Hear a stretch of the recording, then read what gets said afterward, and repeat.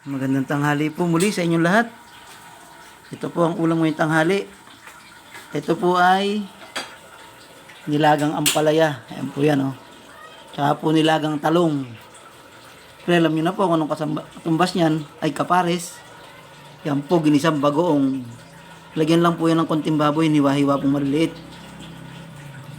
Yan po ang magkapares na magkapares.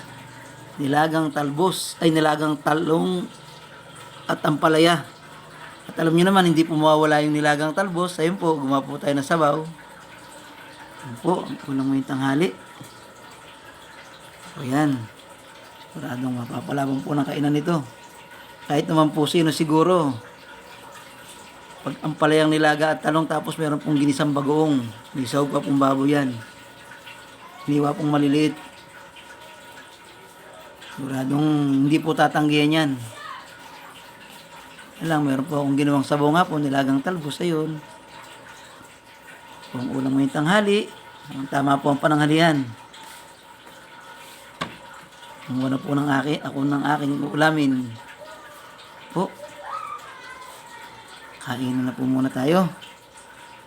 Sana po, lagi niyo pong pakisuportahan ang aking mga video. Meron din po akong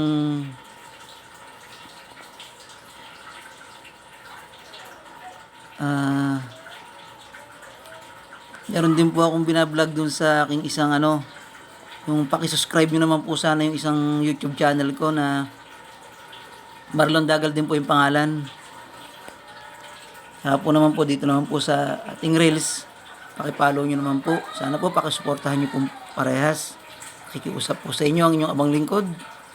Sana po huwag nyo pong pagsawaan. Marlon Dagal din po yung sa aking vlog na isa.